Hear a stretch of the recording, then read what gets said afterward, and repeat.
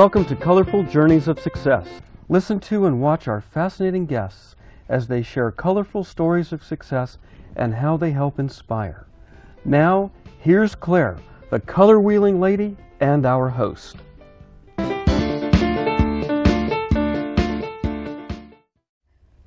Welcome to Colorful Journey of Success. I'm so glad that you joined us. We have a wonderful guest tonight and a wonderful topic. We're going to be talking about home sharing, but very unique type of home sharing. And our guest tonight, I've known her for a long time. She's a professional speaker, she's an author, she's many things, but she's going to tell us about her newest venture. It's my pleasure to welcome Rebecca Morgan. Thank you, Claire. I appreciate you inviting me for coming. to come. Yeah. Well, I'm excited to hear all about what you're up to now, but let's talk a little bit about your background. I know I've known you for a long time, but why don't you tell the audience what you've been about? You're an author, you're a speaker. Share with us that. I am. So in 1980, I started my speaking business and now travel around the world speaking to audiences on the topic of my 25 books, which are all business books on customer service, leadership, management, sales. And I'm always looking for ways to maximize my opportunities, and so my new venture is part of that. But I love what I do, and I love the audiences I speak to, and I love meeting people, and so this fit into that criteria. Sounds great. What was your greatest success that you remember? I think my greatest success goes back to the beginning. When I was a secretary, I was invited to speak to my colleagues on assertiveness because the HR director said that I lived my life assertively, and she wanted me to teach other people how I did that, created win-win situations. And so it took a lot to go from feeling that what did I have to share to realizing I did have things to share, and people helped identify the areas they thought I had good information, and they asked me to speak and write books and consult on those topics. Well, I know you have been, the time that I've known you, you have definitely been assertive, and you've been very professional. A lot of fun. I've always enjoyed listening to you speak. Well, thank you. You're very informative, and that's what, that's the value of a professional speaker and a motivator, to actually inform the audience. And hopefully have a good time while we do that. Yes. That's right. And you've done some rather funny things. I can't remember exactly what they were, but it was anyway. So now you have been a speaker for a long time now, author. You've been speaking around the world, but you have a special speaking engagement coming up. I do.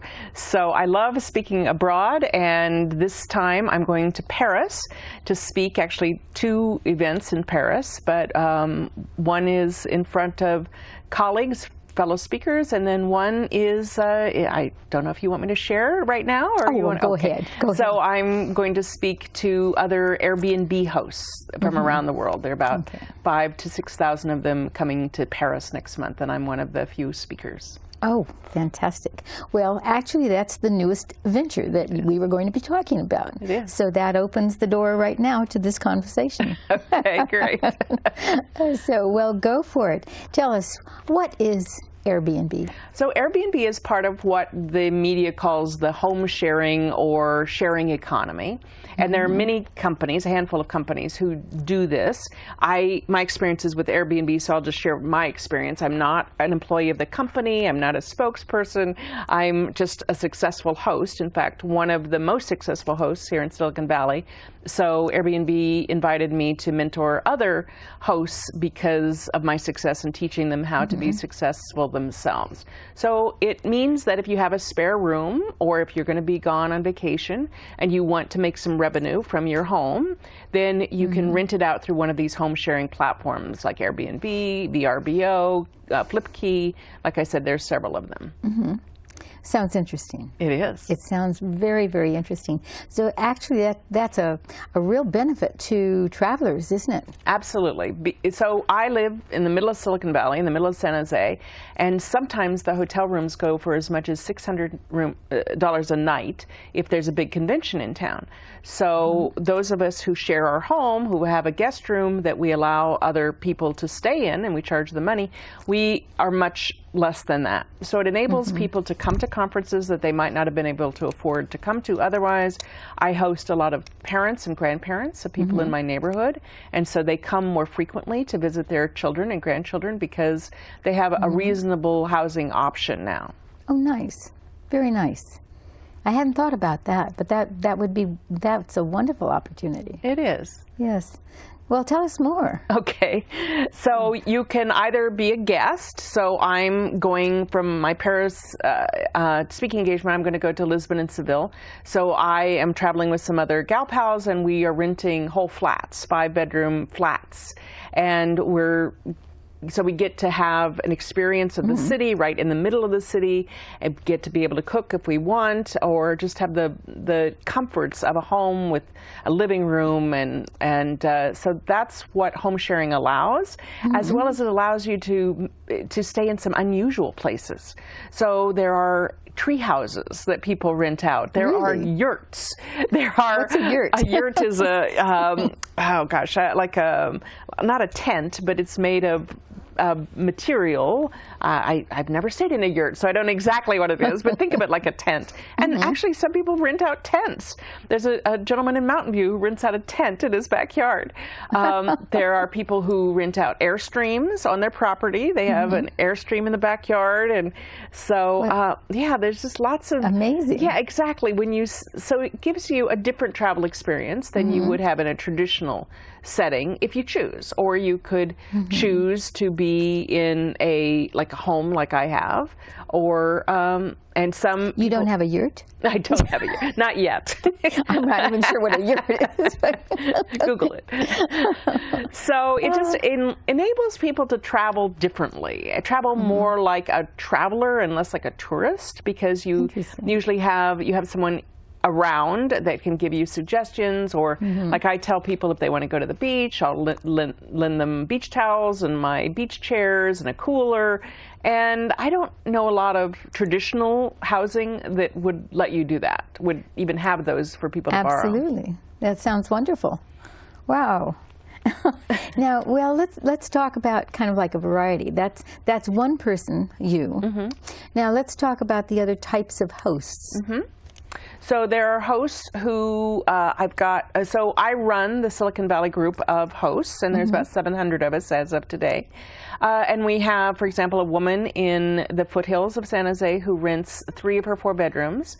And she's retired, and this allowed her to keep her house, because if she had not had the income from renting her rooms short term, she would have had to sell her house.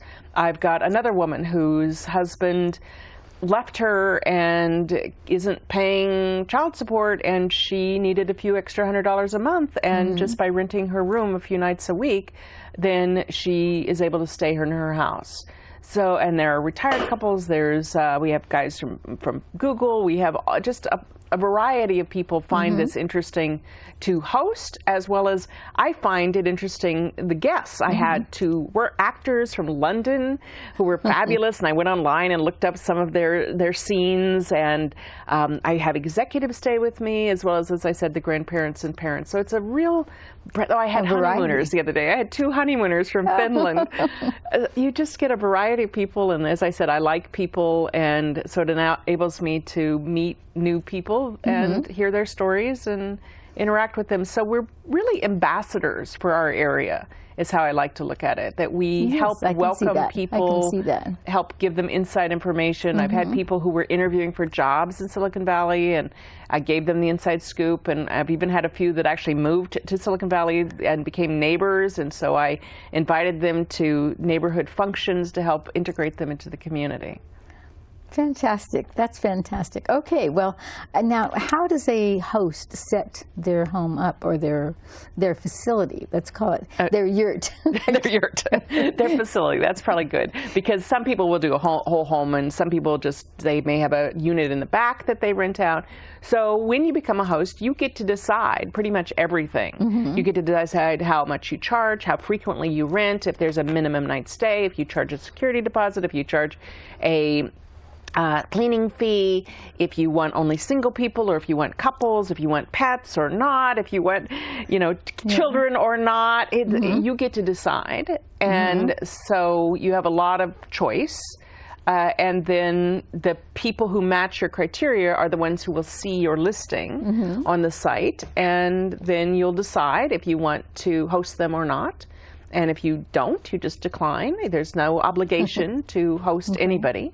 And there's customer service is available 24/7. So if you have any issues at all, you call them and they intervene. So I've hosted over 200 guests now in 2 years. Fantastic. Now, do you provide meals? Again, it's up to the host. So I personally don't, although I do have hot cereal there for them, but I don't cook. They don't really want to eat my cooking, so I don't promise cooking, but they have cereal if they want. I'm 3 blocks from our commercial downtown area, so most of them just go out for breakfast, or frankly, a lot of them, if they're working, they go to the office and breakfast is provided there. Oh, perfect. Absolutely perfect. Wow. It sounds like, now who came up with this idea? The 3 founders were young men in San Francisco who couldn't pay their rent one month, and a conference was coming into town, so they had a couple air beds. I think they borrowed a few, and they decided, since the hotels were all booked for this conference, that they would rent out the air beds in their home, thus the air part of B&B. I see. So it goes back to their air beds, and evidently they still own, I don't know if they bought that apartment or not, but they still have access to that apartment, and people can still stay there on an airbed if they want. But that was in 2008. Excuse me. And they are currently valued, I read today, $35 billion company. They say that they rent between 800,000 and 1 million rooms a night all over the world, is what I recently read. Now, what is the percentage? Percentage of what? How does this work financially? Financially, okay. So the host gets so let's just say $100 room rent, just to make the math easy.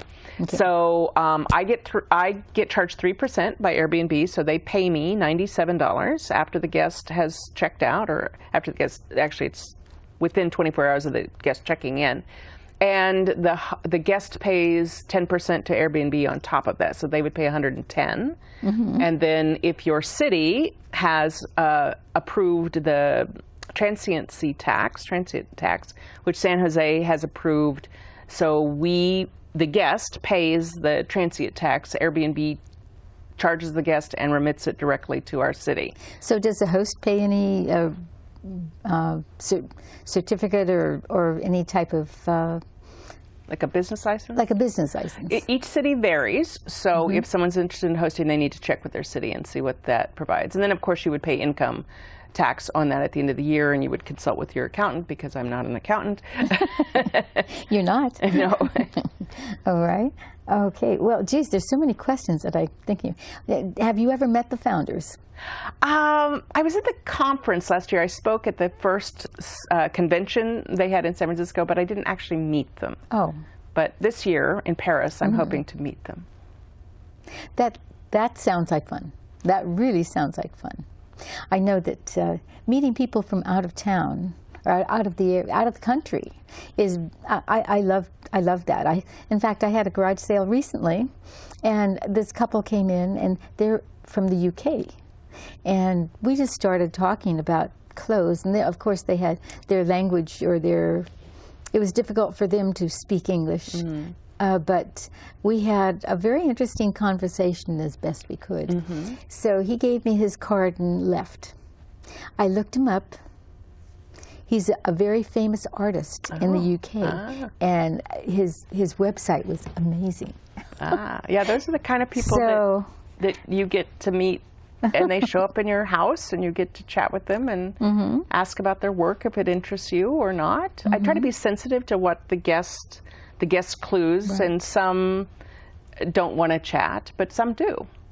So in my home, because I travel abroad so much, I have lots of pictures from abroad, so sometimes they will ask me about certain things, and then I'm on a board of a nonprofit that serves women and children in Southeast Asia, and so one recurring guest who comes to see her son every quarter, now that she has a reasonable place to stay, she actually donated to that nonprofit because she was inspired. It was so you just meet and you connect on different levels. Well, you're an amazing lady. Oh, well, thank you. Well, I always thought that anyway. Thank you. Well, I know this is kind of like moving away from Airbnb just a moment, but you mentioned several books. You author several books. Would you like to talk about your books briefly? Well, I'm the author of 25 books. Okay. So they tend to be customer service, sales, management, leadership. So all of them are available on my website if anybody has an interest there. And then I speak or train on those topics as well. Was it difficult writing your first book? No, the first book I wrote in 3 weeks.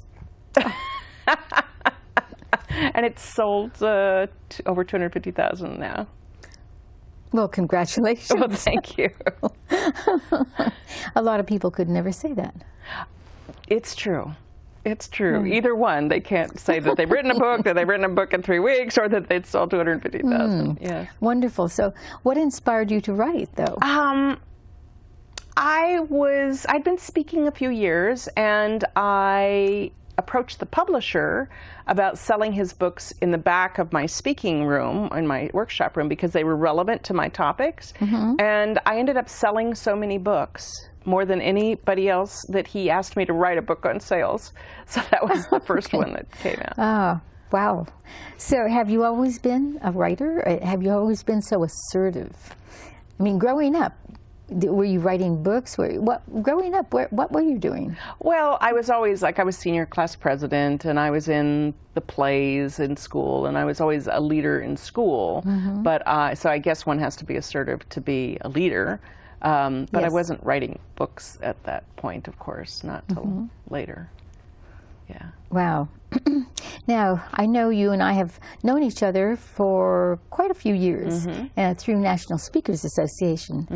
Some people might not know anything about National Speakers Association. Why don't you share a little bit about NSA? Sure. So not that NSA. The Speakers Association, we like to make sure that we separate ourselves from the other NSA. So the National Speakers Association has been around, I think, about 40 years now, and it's the trade association or professional association for professional speakers. And so if someone is making a living as a speaker, they can join.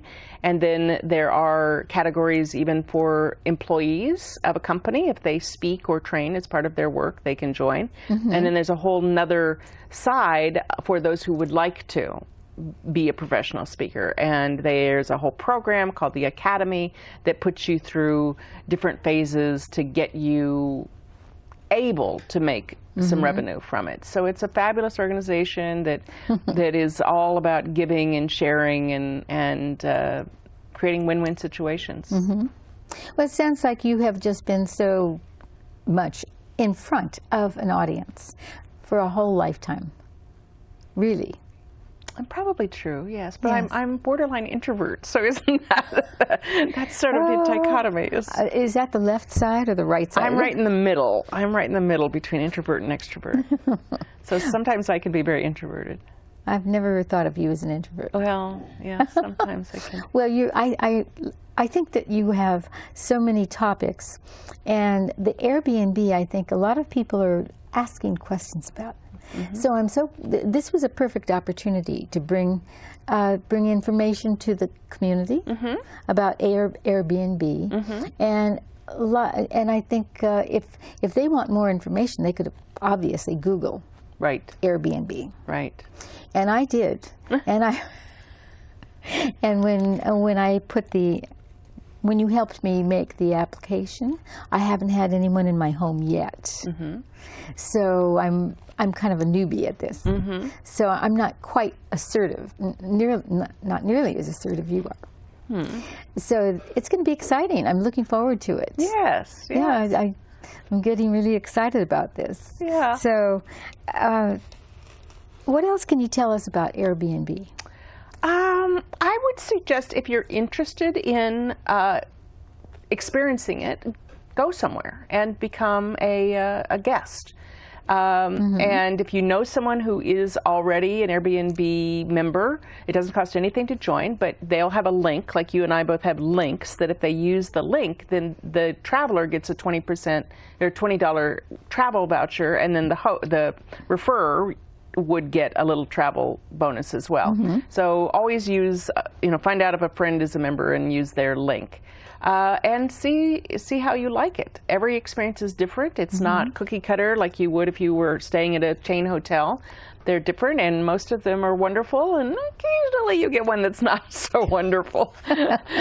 Well, have you had, are you familiar with any experiences that kind of were risky and maybe didn't turn out very well? So I don't know really any risky ones. I do know I spent a week in Thailand in an Airbnb, and I was surprised when we got there that soap wasn't included. You had to buy a bar of soap. And we knew ahead of time that there were no towels provided, which we thought was odd. And so when I inquired with the host, he said, well, you can rent them for $1.50 a week. Really? Really? And it had something to do with the Thai law about what constituted a hotel, but he didn't tell us about the soap, or we would have brought some. Yeah. So that was just a little odd. Buy one bar and then just cut it in how many people? So I don't know. Occasionally there'll be something on the news that there was some issue with an Airbnb or any home sharing, a VRBO or something. It's just. And typically the issues are because you didn't screen the people enough, which Airbnb tends to screen people versus some of the other sites don't do as much screening. And then they had a party. So you don't want to have people have parties unless, yeah. Now you just mentioned something about screening and the others didn't. What did you mean? I don't know them as well. So based on my friends telling me that some of them there's no screening criteria, versus on Airbnb you at least have to put your driver's license, your email has to be verified, your phone, and then they allow you to have other verifications like Facebook and LinkedIn. So I will often look up my guests before I accept them. Oh, good idea. To just make sure. Like I had a gentleman from China, and I was going to be gone, and he wanted to stay while I was gone, so I looked him up on LinkedIn, and he was an award-winning engineer, and so I didn't have any qualms after that. Now, you mentioned, though, that other organizations like Airbnb?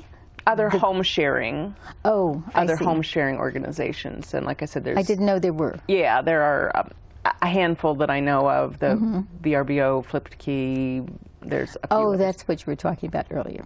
Okay.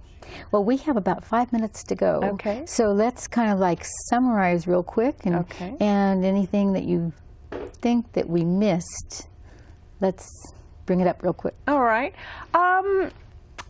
When people ask me about whether they should become a host or not, of course I can't make that determination, but their biggest issue, like before I became a host, my issue was, oh no, I wouldn't want strangers in my house, that's too weird.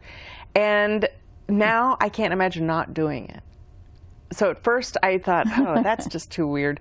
And now I've met such lovely people, and many of them return over and over. And if that is an issue for you, oh no, I couldn't have strangers in my house, and you'd like some extra revenue from a room that's just sitting vacant, and you like meeting new people, then I'd say go for it. Okay. Well, I think it sounds fascinating, and I guess one could be careful, maybe too careful, and miss an opportunity. Perhaps. I mean, you always want to feel safe and secure, of course, in your own home. Right. And I think that one could certainly use their imagination in terms of how they would house or how they would create home facilities, you might say. That would be, that's it. Anyone with a backyard and a tent. I think I'd actually recommend a room with a private bathroom if at all possible. And of course, okay. So, well, Rebecca, I'm so glad that we had an opportunity to cover this topic, because it is a very interesting topic, and it's nice. It's wonderful to see you again. Oh, thank you. This has been a lot of fun. Good. And I wish you the best of luck in Paris.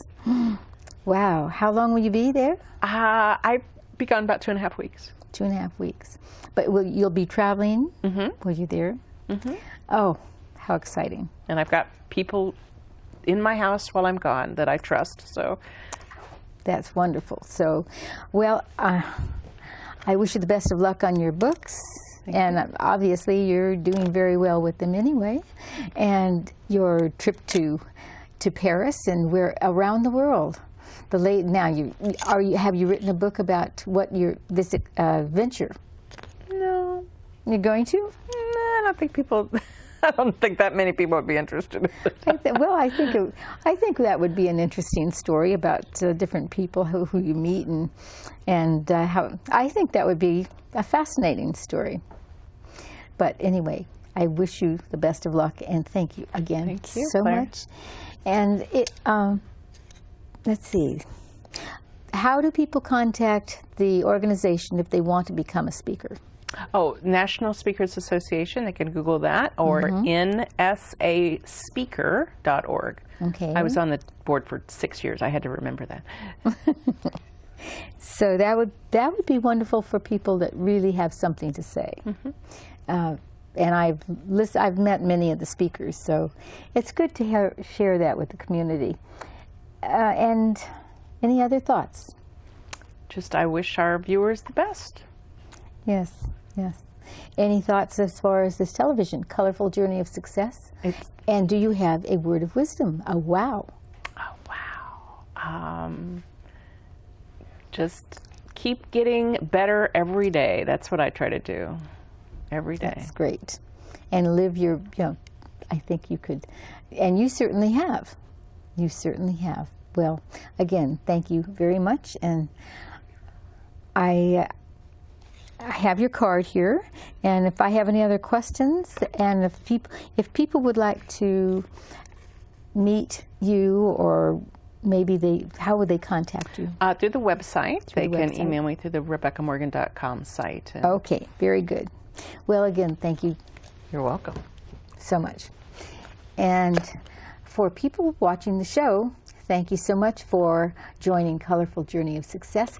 This is a great topic. Absolutely fantastic topic. And who knows, you might find all sorts of interesting people in your life this way. Thanks for joining Colorful Journey of Success. Bye for now.